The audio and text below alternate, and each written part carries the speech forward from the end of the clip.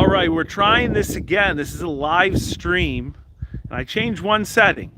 You guys are going to have to tell me whether this one setting has fixed our issue. So we are currently live. I want to sell a ton of the cars that you see.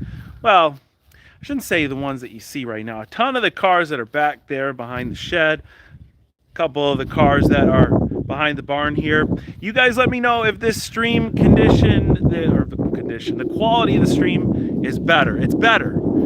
Are you guys gonna believe it if I tell you something? You know why this stream is better? Or you know the only setting I changed between the last stream that lasted a whole minute and a half and this one is I changed off of 5G. Is 5G not a bunch of nonsense or something? Because this is the second time this has happened. It's all I've done is I turn off the freaking 5G. Excuse my language. That annoys me, right? Why does it even exist if it doesn't work? All right.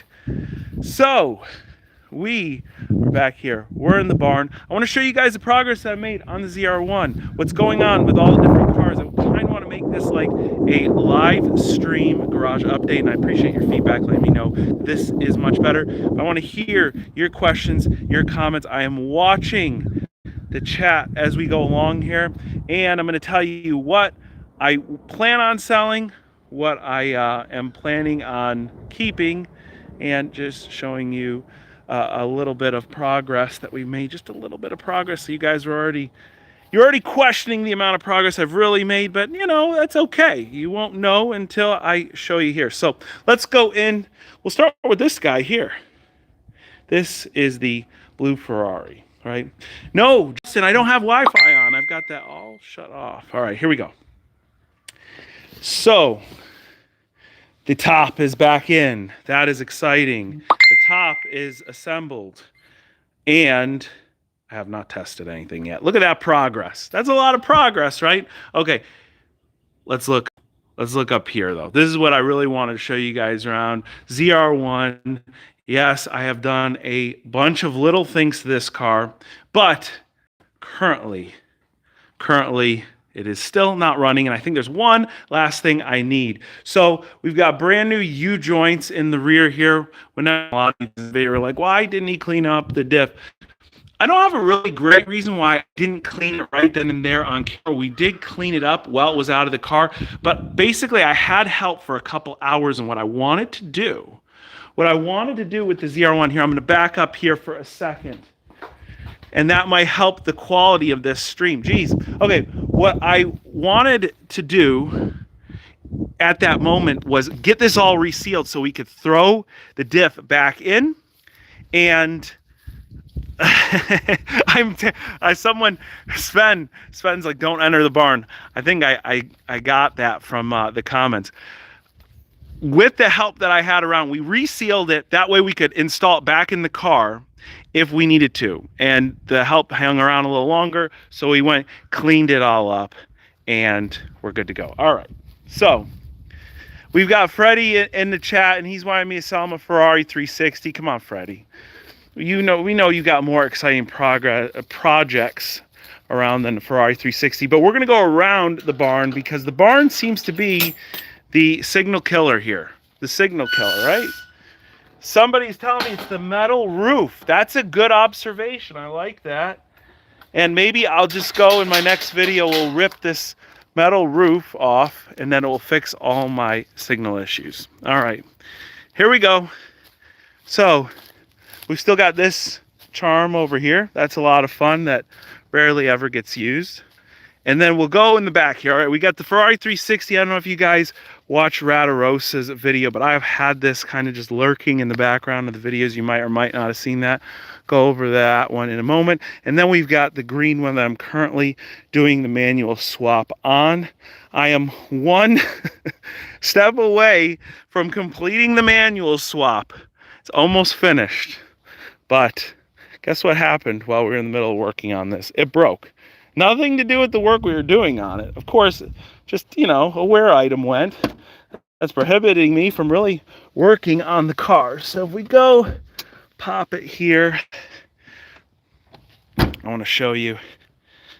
A couple people asking when we will get a new video, and that is a great question. I'm waiting on one part for the ZR1, One part I think is prohibiting me from getting it running, and it should be here today. The second it comes in, I'm putting it in. It's not the easiest part to install, but it's not the hardest part either. And then we'll get back to finishing up this champ here, this Ferrari 360 manual swap. I've got the gated shifter ready to be installed, and we've got the interior pulled apart to the point where we need it to run the cables and everything like that. So there you go, center console's out. We are almost ready to go. All right, let's see here. Someone said that they've worked on mobile towers, and it's not the metal that stops the signal, it's the wood. Come on. All right, so here, I'm gonna give you guys a look at the back side of the barn here. Tell me why when I enter that barn, my connection goes to crap and nobody can see me. Please let me know. All right, so someone asked about needing an escort at a Copart location. That's kind of interesting because I've been to certain locations where they have required me also have an escort, okay? So certain locations have issues with, you know, people taking things like keys out of cars and whatnot, and some of them don't. It's really at the manager's discretion. So, all right, someone named Flying Rich wants me to sell him the R8. That will never, ever happen, ever. I will never sell that car, never. Someone saying wood kills the signal. There's no way the wood kills the signal. Guys, let me know in the comments right now, is the signal all right? That's what we're looking at. So here is the Burgundy Ferrari 360 Coupe.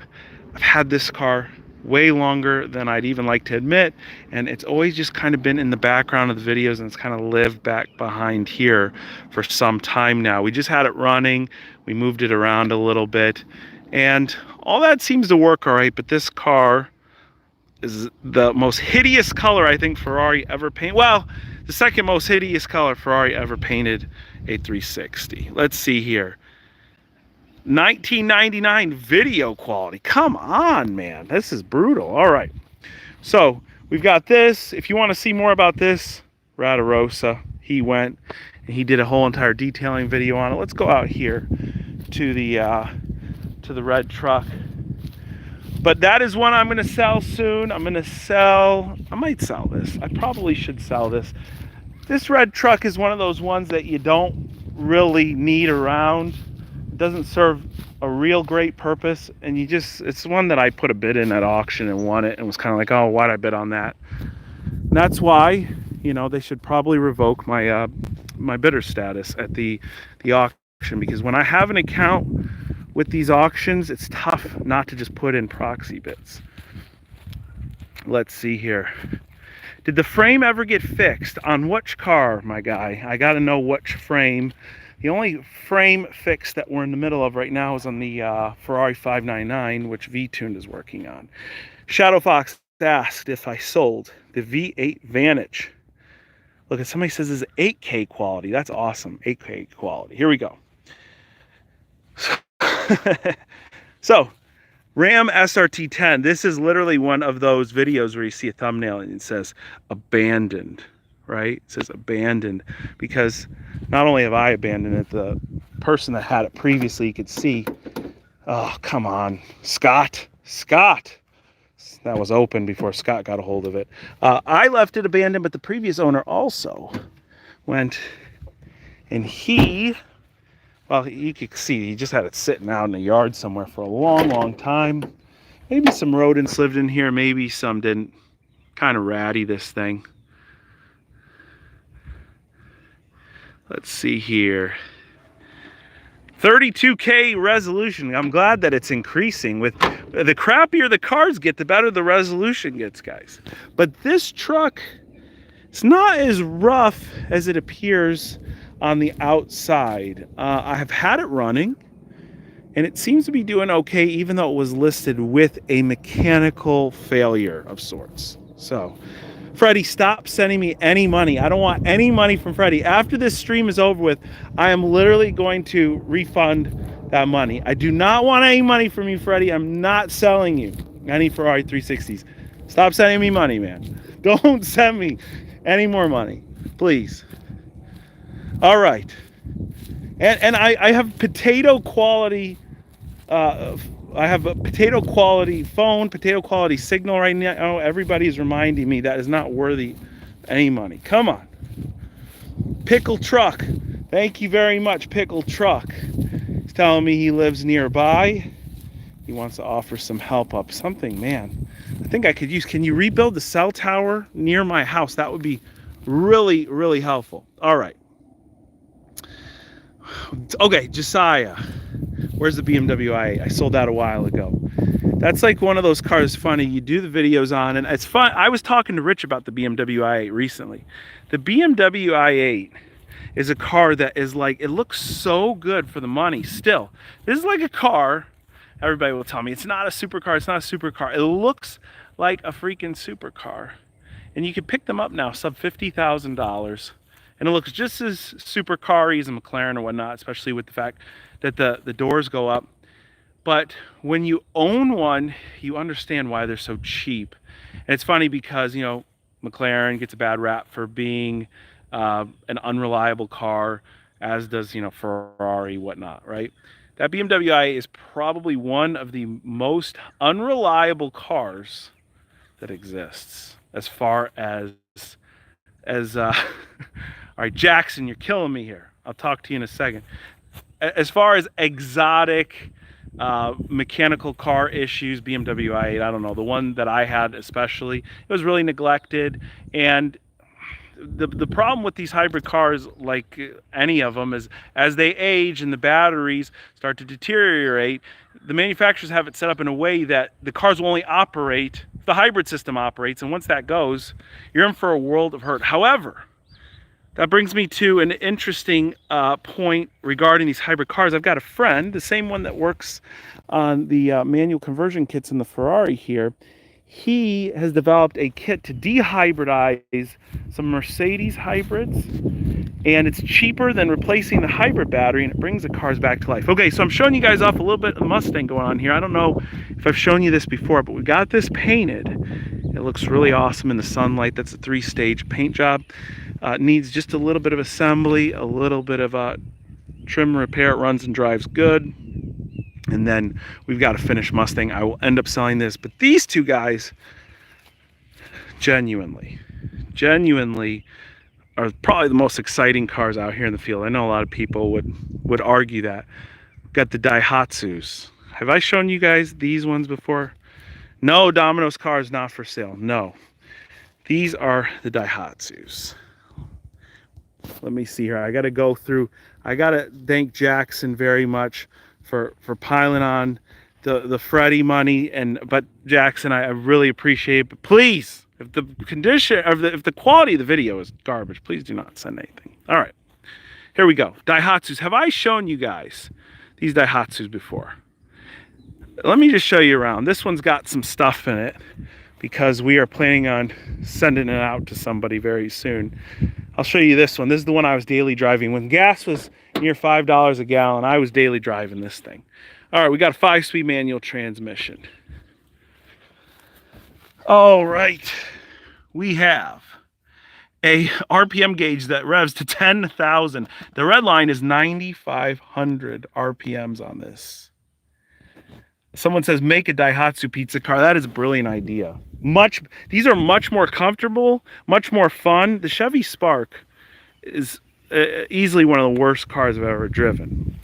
The one I have, I own it because I like it, but other than that, I like it because it's a pizza car. The Chevy Spark is, I'm sorry, Chevy Spark owners. Every time I say this, there's always one Chevy Spark owner in the chat. He comes after me. All right, we've got the aftermarket exhaust here. And this one actually has all 4 original wheels. This one is in decent-ish shape, okay? These cars were super, super cheap. But one other thing I haven't mentioned about this car, it is selectable all-wheel drive. Now, funny thing is, when I bought this, I had read that they're selectable all-wheel drive, and I think someone in the comments explained to me how to do it, but there's no switches anywhere here to change this into 4-wheel drive, right? None. You actually have to go under the car. Okay, let's see if I can do this without getting a knee full of cow stuff on my knee. All right, a knee full of cow crap. There it is right there. I don't know if you guys can see this, But if you look right under there, you see that? That plunger right there, when you push it in and out, that's what selects whether this car is in four-wheel drive or not. So these are amazing cars. 9,500 RPM Redline, turbocharged, right? I'm pretty sure turbocharged four-cylinder. Is this turbo? I'm pretty sure it is. I know it's a four-cylinder. If you think about this, look, this is a tiny little car. It weighs under 2,000 pounds. It's got four cylinders. Really decent power, right? Everyone's trying to discuss and debate in the comments whether Daihatsu was a Nissan product or a part of Toyota. Or, I'll be honest, I really don't know. Here we go. I really don't know.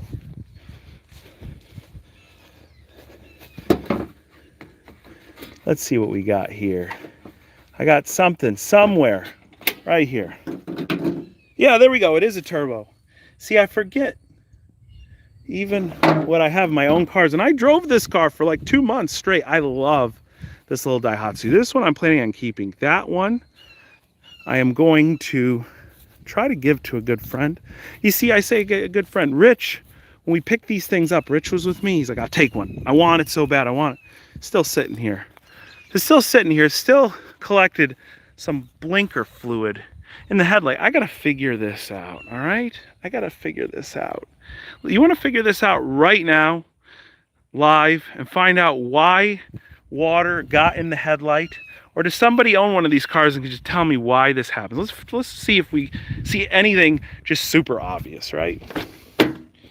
Let's see what's going on here.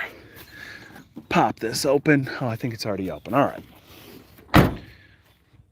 Nissan had Datsun. Hey, that's a good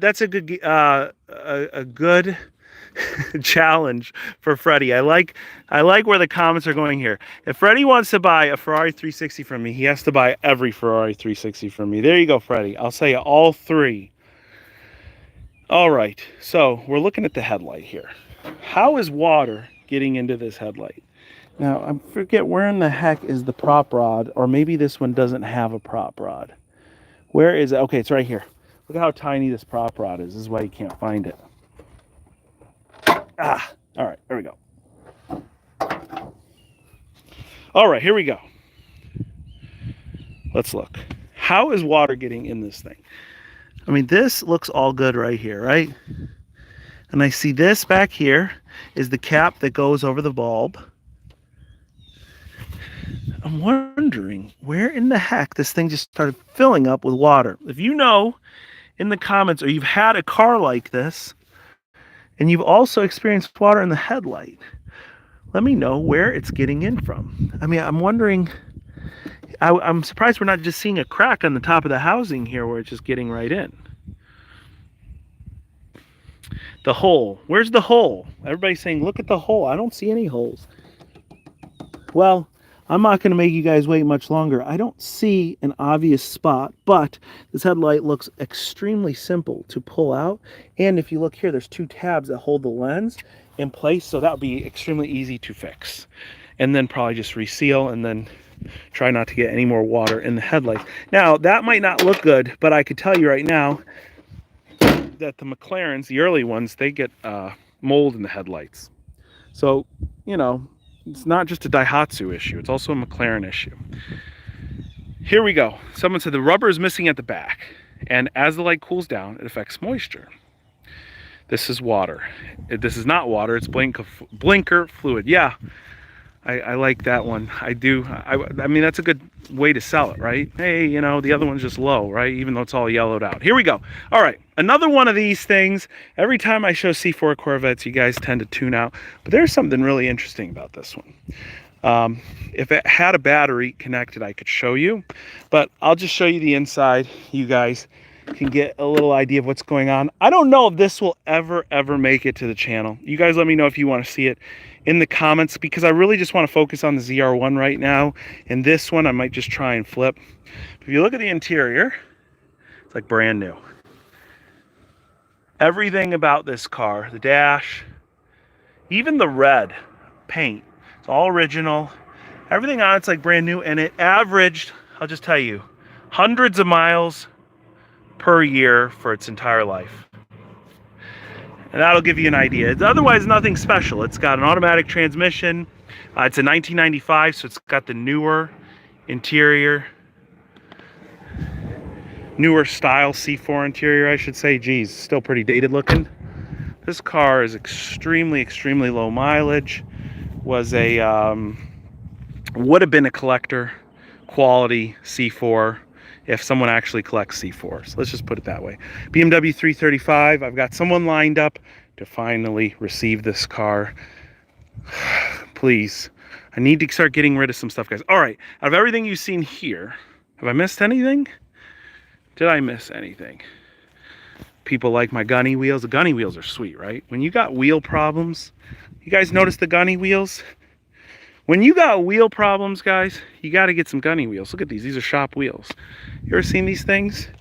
These are a lifesaver. This is a solid tread here and a steel wheel that fits pretty much every single car and has like a pretty extreme weight capacity. So I think even like light truck SUVs, you slap those on, you drive them around where you need them to go, and they work. It's a lot better than a tire that's popped off the rim. Here, I could show you that is why. That is why I've got my gunnies on. Look at this. These tires are so old on this car. Is this giving you an idea of what's going on with this C4? Tires are so old. They're completely popped off the rim, and then the rim will start riding on things like the driveway and whatnot, and just don't want to ruin stuff that's in relatively nice low mileage condition. All right. Someone said they want the Hooker Corvette. Which one is that? Is that one, or is it the one behind the Soarer here? All right, the Soarer. That's another one we got to figure out what to do with. Someone's just got to buy that. It needs a window regulator. Okay, window regulator. What else does it need? I think it needs a window regulator. It'd be nice with a new paint job, to be honest. Otherwise, it's all original. And I think it'd be best to keep it that way. Someone asked about the Escalade. So here's the funny thing about the Escalade. If you watch the videos, I said I bought that as a new daily, a bigger car, an upgrade to the Lemon Lincoln. And, well, we got that Range Rover at the same time, and I thought I'd just kind of kick the Range Rover around. The family loves the Range Rover, and the Escalade sat in the yard after I had fixed it up. And I was like, come on, this Escalade makes way more sense. Way, way more sense, right? Didn't matter. The Range Rover gets used almost every single day the Escalade sat, and so I sold the Escalade back. The Escalade is gone. I don't have it anymore. I have the Range Rover. So here's the current yard lineup. This is Sage's car, actually. I say it's Sage's car. Technically, we're working out the details on this being Sage's car, but this is actually super sweet C5. A viewer contacted me about this. It's pretty heavily modified, and it wasn't running it wasn't running well while he had it. Had an electrical issue, and Sage has always wanted a C5 Corvette. I said, if you want to spend the time to figure it out, because I'm working on a million other things, be happy to kind of buy it, hold it, and then, you know, if it's something that's not a big deal, then you can buy it off of me for what it costs. So basically, this was a dirt cheap LS1 C5, got a bunch of different modifications, got nitrous, got everything like that.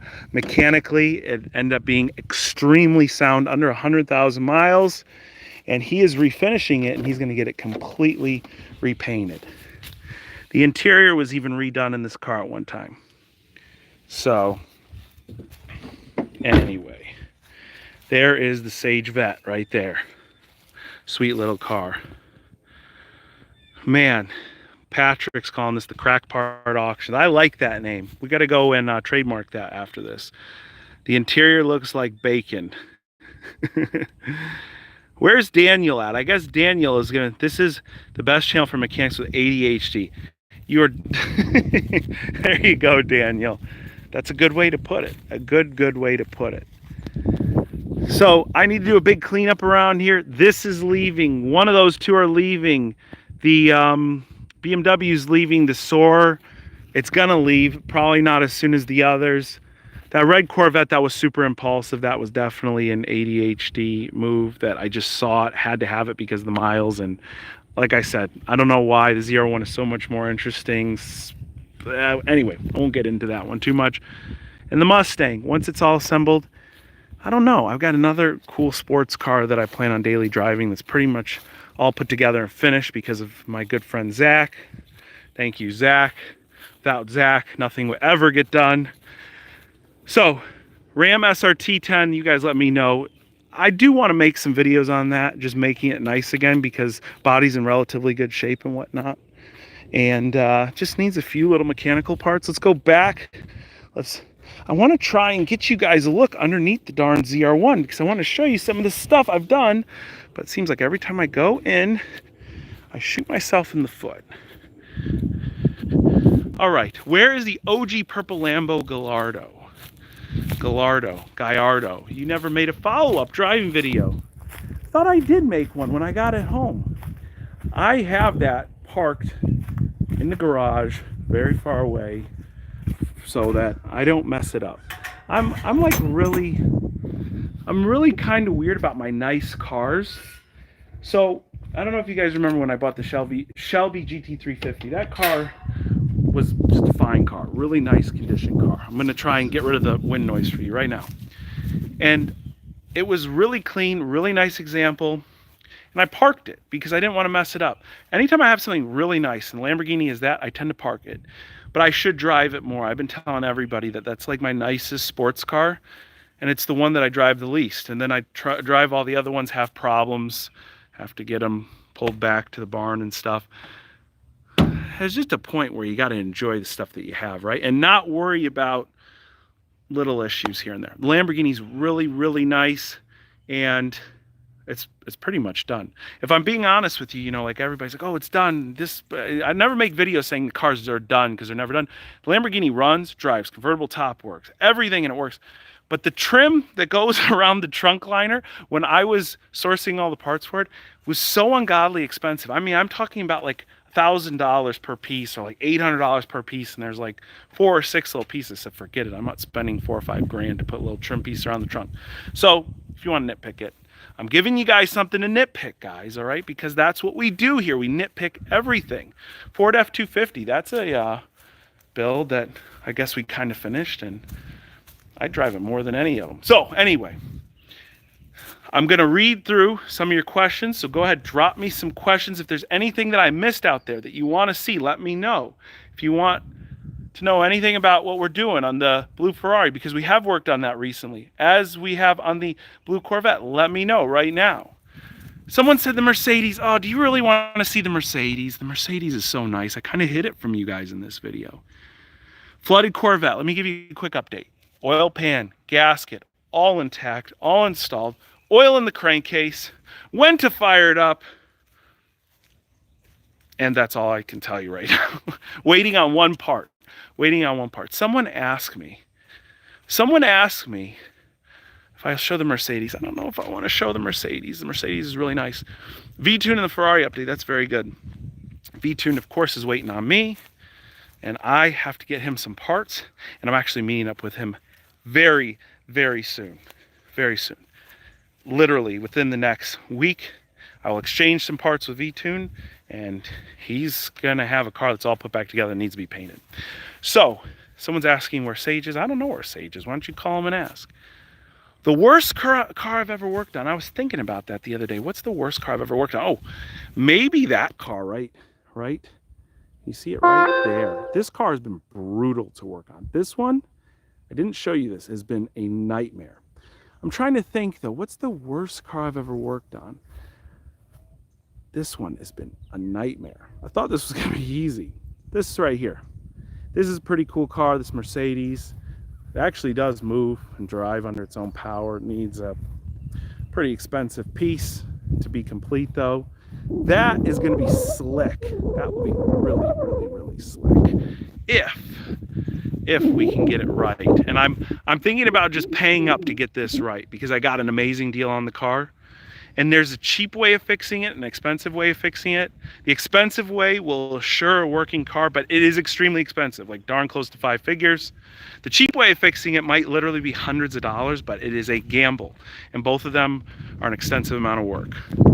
So this one, though, I'm kind of excited about. All right. SRT10 Ram in the background. You guys are joining late. You're killing me here. We went through all of these, but I'd do anything for you guys. If you just drop me a comment, let me know what you want to see. And also do me a favor, hit the like button. What are you guys doing? Got over 1,000 people watching and 200 people liking the video. There is a huge mismatch here. What's going on? Just let me know what you want to see. It's been a while since I've uploaded a video. I've had some things kind of going on, and it's definitely taken away from the time that I've been able to make videos, but I'm trying to get back on track right now. Thank you very much, Bryce. That's the first positive comment we've had all day today is from Bryce. Thank you very much. And by the way, Freddie, please, can you just do me a favor, ask for a refund for the $100? You're killing me with that. Please don't do that. But everybody wants me to bring in stepmom. Why would I? That is a really special live stream. One day we will do that. But right now, we're focusing on the cars, guys. Let's see. Someone asked me, William, do I have the Focus RS? No, I sold that to a friend of mine. I don't know if you guys have ever seen the channel Rebuilder Guy. He bought it from me. Well, technically, he bought it from me. I think he bought it for a family member of his, and I think he just kind of did the deal for me because he's used to buying cars that are like salvage and whatnot. And I'm very, very leery to sell a salvage car to somebody because a lot of different things. It could go wrong, people don't understand, and cars are cars, they break, right? Somebody asked me, what's the worst car I ever worked on? This could be the worst car I ever worked on. Can you guys figure out what it is? Can you figure out what it is by just looking at that for 2 seconds? I'm sure you can. It has been a nightmare, a nightmare. Wow. Yo from Malaysia, thank you very much. Big shout out to you. How many cars do I have? That is a great question because what we're looking at, what I've shown out here is not all the cars that I have. But let's do a quick count and then I'll give you an idea. One here, okay, I just showed one here. You can't see it, but there's one there, I promise. Out here, let's see here. Oh, we got 2, 3, 4, 5, 6, 7. Okay, so that's 7 cars. 8, got my truck 9, pizza car 10, 3 Ferrari 360s, it's 13. Corvette ZR1, that's 14. I got a couple stashed in the garage, it's 16. I got a couple more stashed in another garage, that's 18. Got a couple more around there, that's 20. Got one completely far away from me right now, really far away, over a couple thousand miles away. That's 21. Got another one that's kind of far away from me, 22. And then the one V-Tune's working on is 23. I might be missing 1 or 2 in there. So rough count, 23 cars. 23 cars. And someone called me a hoarder, and they are darn right about that. I want to slim this down to like 12 cars. Oh, by the way, I missed the Mercedes I just showed you guys. 24 cars. Roughly 24 cars. And that could be off. I'm trying to think. Oh, no. I have 2 more cars parked at a family member's place. Kind of junky cars I'll probably not do much with and probably just sell them. So there's 26 cars. Can we get to 30? Can I think about any of the other ones that are capable? Oh, one more I didn't think about that just came from auction. I'll tell you about it really quick. What year is this? Mustang GT, manual transmission, was under $2,000. Running and driving, I said, I'll take it. Running and driving, $2,000, Mustang GT, 5-speed manual. It's a 2006, so it's an S197. And when it showed up, the person that received it, I haven't even seen this car. They're like, this thing is a pile of junk. That's why it was under $2,000. But still, it's a Mustang under $2,000 with a V8. Anyway, they've said just send it back. Don't even bother. So there's a lot of stuff that I buy that literally gets sent back to the auction. Flip it, make $100, lose $300. That's what happens. Someone says the wood is killing the signal. They're still talking about the wood. Let me know, for you that have joined the chat, first of all, why haven't you hit the like button? Go ahead, hit that like button. But we've been having a debate. Is it the metal roof in the barn or the wood that is killing my signal? What's going on, Appy? Appy from the Netherlands. Great to hear from you. I really appreciate it. Everyone has been telling me my signal is halfway decent. Again, really appreciate it. And I want to get back over here. The one place that we have not looked at too much, but I kind of got to stand at a distance because then the signal goes haywire, is in the barn where we've got the Corvette ZR1. We have the blue Ferrari 360. The Ferrari 360 might end up selling, not quite sure yet. Let's see what's going on. All right, here we go. This is priority number one. Unless you guys tell me you want to see something else more than you want to see this, I have just got to get one part, install it. I'm hoping that helps. There's been, anybody that knows the ZR1, there has been an issue with a specific part in a specific location of this car, and it collects water more than others. Of course, we know that a lot of water got in this car, so I'm expecting that to be a failed part. Somebody wants me to buy more Lambos. Man, I would love to buy more Lambos, but they got really expensive really quick. Mike wants to see more of the Lexus. It's funny, everybody says they want to see more of the Lexus. It's not even a Lexus, guys, it's a Toyota, all right? I don't buy that nice of cars. One thing that we didn't look at while we were out here is this. Nobody asked to see the Ford Super Duty, which is like a good thing, because this is the greatest. This is probably, hold on, let me flip this around. This is probably the greatest car I own, right? The Ford F-250 Super Duty, you can see how my junk in it is because it just runs, it drives, it works. This was rebuilt basically in one video. I don't know if you guys remember it, and I've kept it ever since. I love this truck. I really do.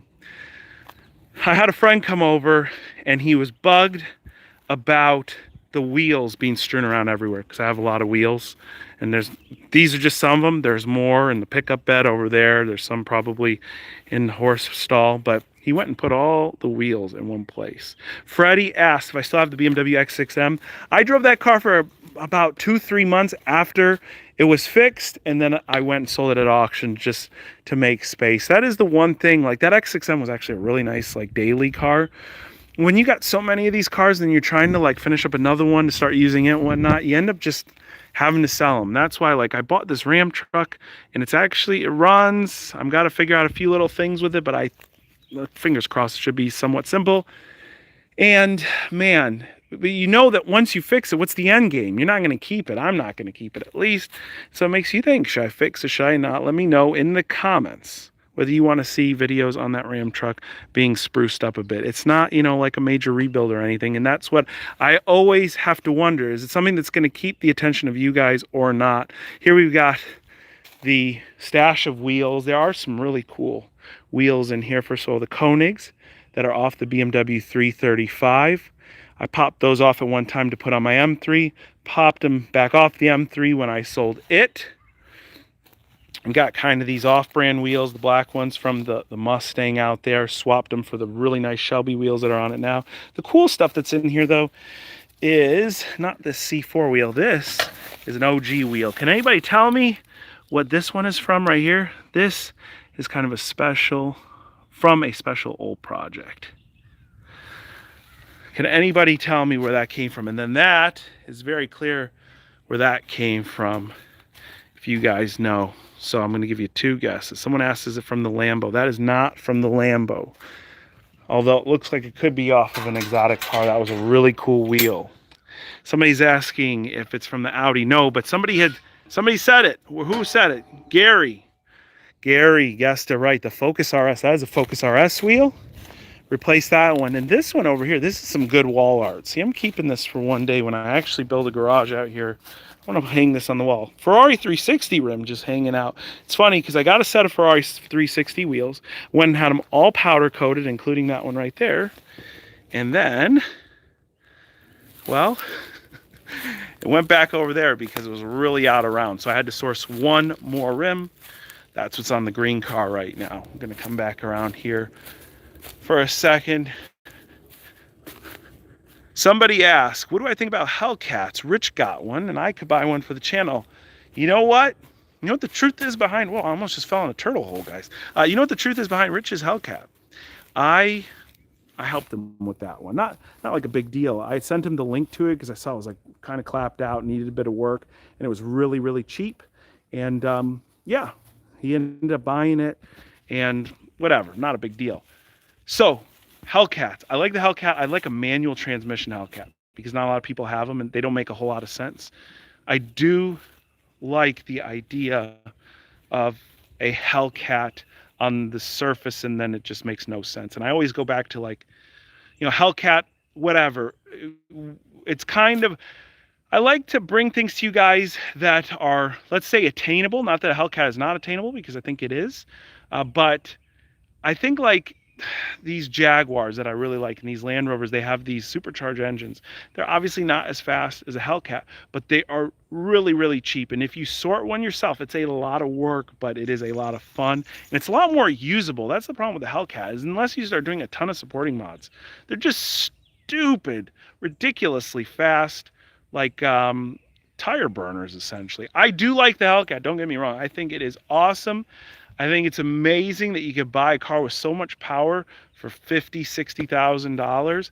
And, they've got all the modern creature comforts in them that other cars do.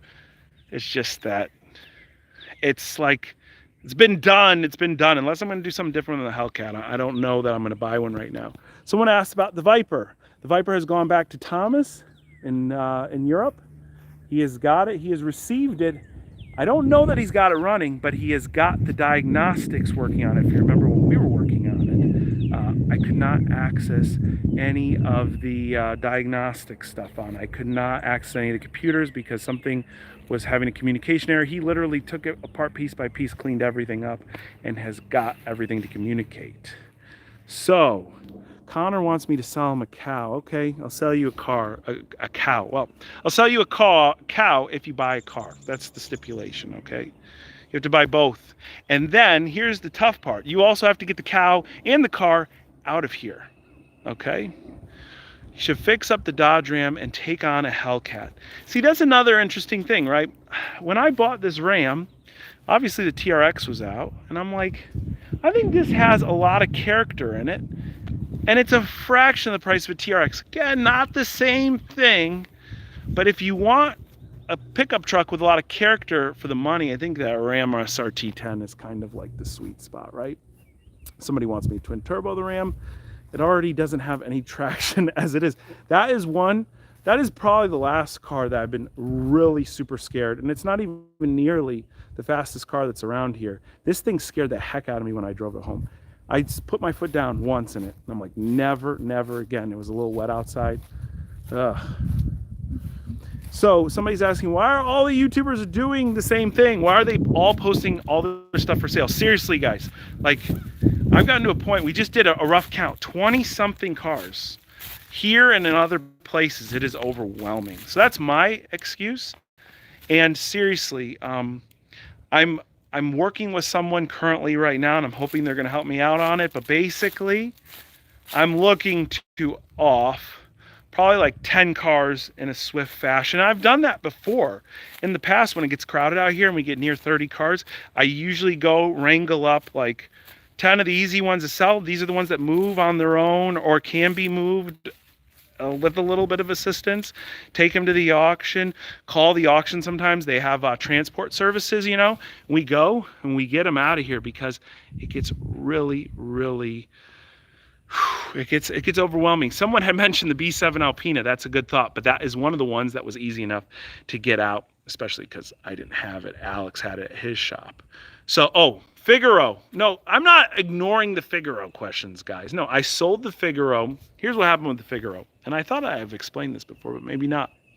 The Figaro was completely repainted and de-rusted by Zach, and he did a really good job on the paint job and all that. Here's the one issue that we didn't account for is when he stripped the Figaro down. Each piece of chrome that came off, well, pretty much got destroyed. As you're peeling it off, it gets warped, it gets bent. And so you got two options. You can go resource it all used because they don't remake it anymore. Or you really can remake it. I mean, I think that those are the two options around it. And when I looked at the cost of the Figaro parts to redo everything, I'm like, no freaking way. I just off the car. It ran good. It drove all right. I actually drove it around quite a few times when I had it. And I sold it. I sold it for parts because at that point we had it completely stripped down. And it was a runner. I think at that point, it sat for like several months, so it like cranked all right still. And I think that the guy that bought it got it running with little issue. But I think all this is like over a year ago now. Figaro I got rid of. And here's, again, people are gonna be like, well, you didn't finish another project. That is true.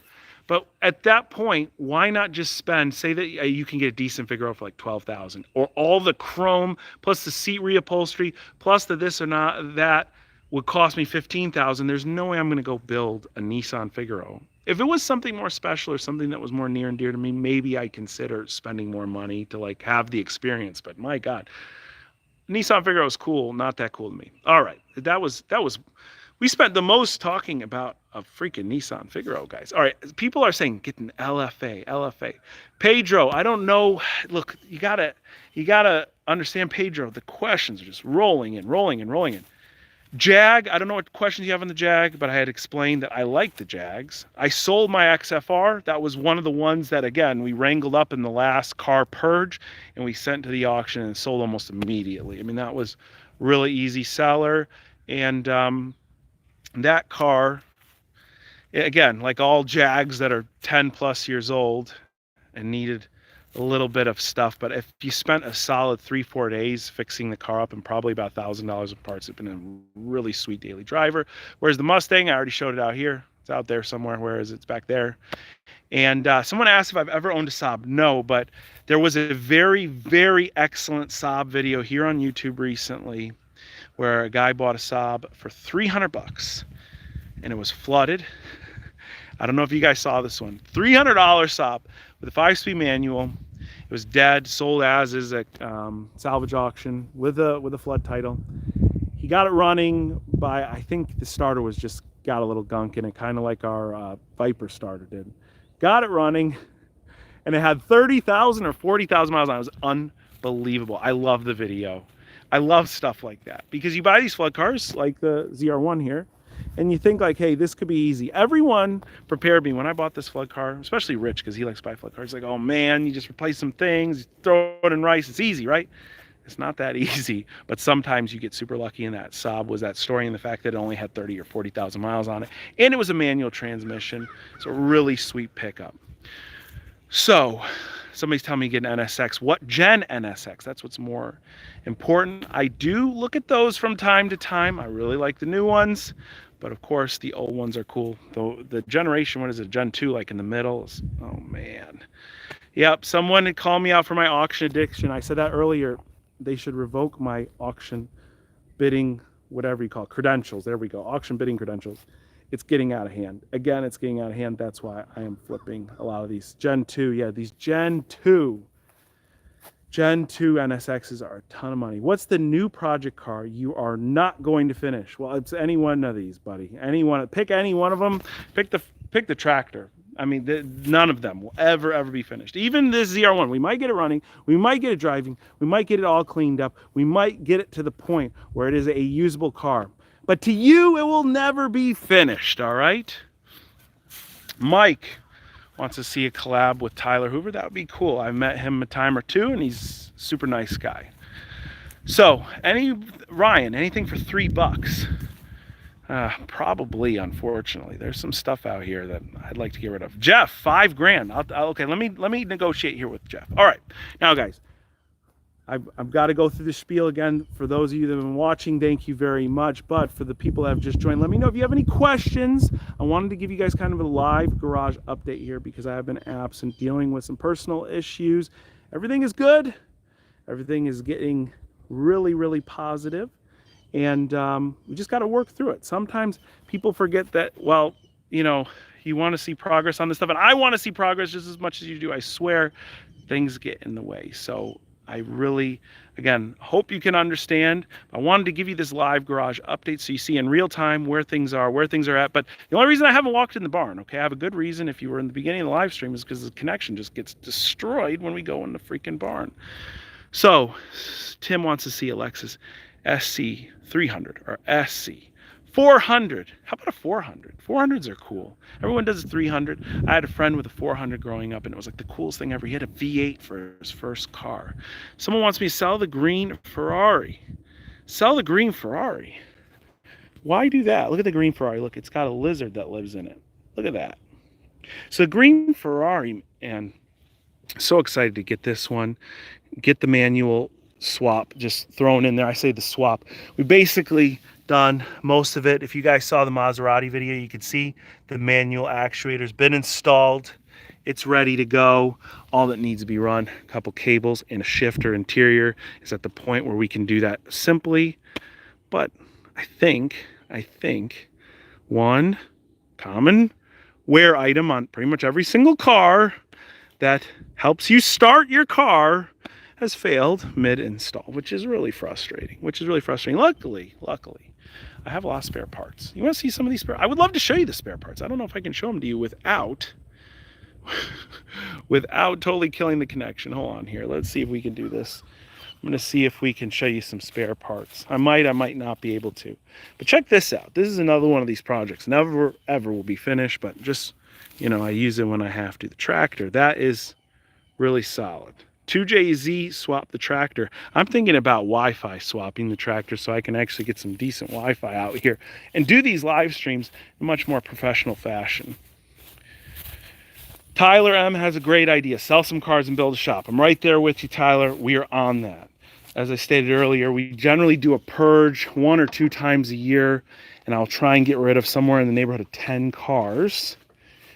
And that's my goal, is to get rid of them. The Viper truck back there somewhere. We've shown it multiple times now. So here's some of my spares. I think I have a 360 starter in this pile in the corner somewhere. So I might just need to just grab that and just roll it back in, roll it near the lift, and get her done. You know, that's kind of the nature of this. Doing it is it's fun, don't get me wrong. I really enjoy working on cars and figuring out the problems. Sometimes it gets a little like, oh man, you got to take a break, think about what's going on, and you know. Let's see, someone asked me if I'm going to get a V12 car.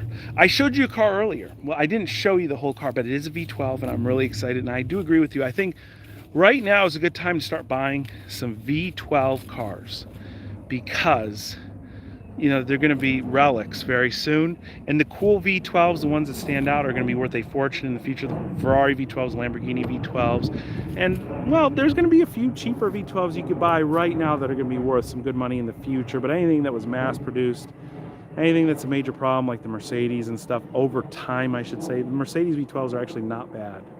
But over time, they become problematic. So yeah, Matt, the Ferrari that V-Tuned is working on is a V12 car. As a matter of fact, it has the same V12 engine that the Enzo has in it. The 612 I have is also a V12 car, and that has a derivative of that engine in it. It's actually a little bit smaller displacement. Someone shouted out the CL600 Coupe. And Martin wants to know, how many cars have I owned my whole life? Jeez, man, I have to sit down and count. I wonder if I'm knocking on the 100 club at this point. I mean, like I just showed you, there's nearly 30 here in other places. Man, and like I said, every couple times a year, I try and purge at least 10, because I don't stop buying them. I have an addiction problem at the auction. So someone said, need more 612 content. That's Sasha. Now, Sasha, I've got a friend that told me that if I do some very minor modifications with factory Ferrari parts, so using Ferrari parts off of another V12 Ferrari, the 599 actually, and put them in this car and then tune for it, you can actually get a lot of power, a lot of sound, a lot of character out of the 612. And I think that sounds exciting because the 612 is a little lackluster when it comes to the driving experience. So let's see here. Someone wants to know a good daily car. What's a good daily out of all this stuff? You know what I really like? I like a Mercedes-Benz like C-Class. I'm really boring. Anything that's the size of a Mercedes-Benz C-Class, BMW 3 Series, just pick the one that you like that drives the best, right? Mercedes build quality is really good for European cars, so that's what I tend to like. But, you know, the Audis are all right, and even though when I started the channel, I was buying a lot of Audis. I've always been kind of a secret Audi Volkswagen guy. I say secret, not so secret in the beginning of the channel. The Audi is a little lackluster compared to the Mercedes stuff, just in my opinion. But they're all really nice at this point. I would tell you, like 15 years ago, BMW is not the greatest, in my opinion. Whereas a lot of people like these BMWs, I don't have a clue why. Audi was rough back then too. But Nowadays, like everything's the build quality of everything is so much better. And somebody asked, "What's the my most favorite car?"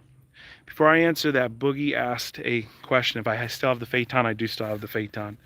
I have a family member that wanted the Phaeton from me. And I said, okay, go ahead. You know, if you can figure out what was wrong with it. I think the air suspension was sagging in the front. Oh, and I said they need a front bumper. That's it. I go, if you can do this, then just pay me whatever I have into it. It's a little bit over $1,000, right? I go and I give it to them. And you think that, like, you know, we let the grass grow around these cars back here. They parked it. They went and it sat. And the last time they tried to move it, the transmission would not get out of first gear. And they are working with very basic diagnostic tools and whatnot. I've offered to come look at it, and that might be a lost cause, unfortunately. But that's one of those ones that probably, just for everyone's sanity, should go. But they love the idea of owning it and driving it and all this.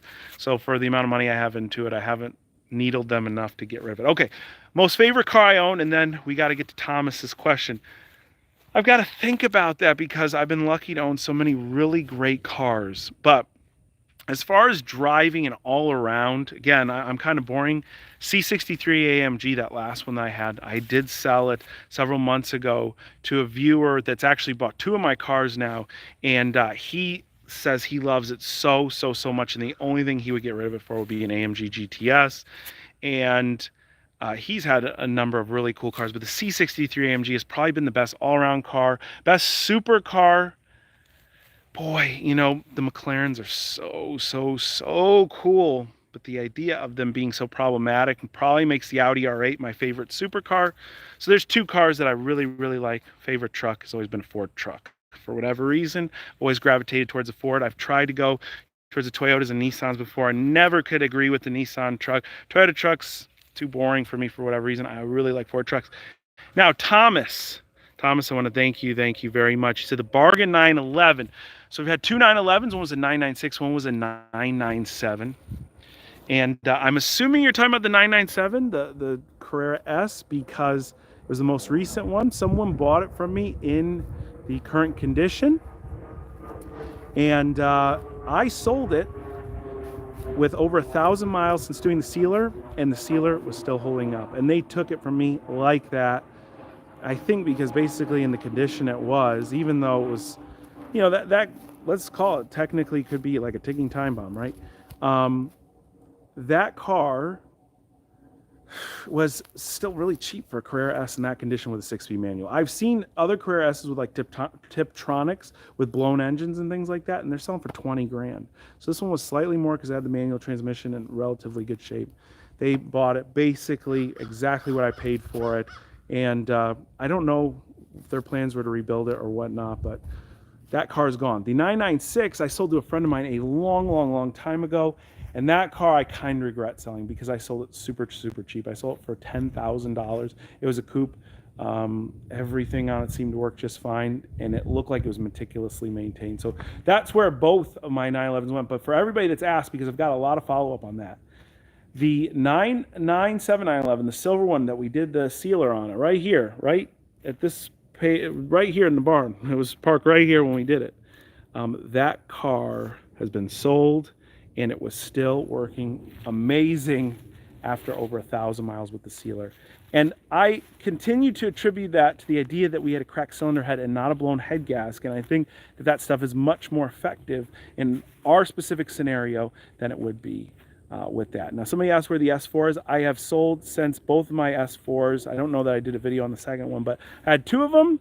Enjoyed the gray one very much. The silver one was a huge nag, and I lost a lot of money on, but I got rid of both of my Audi S4s at this point.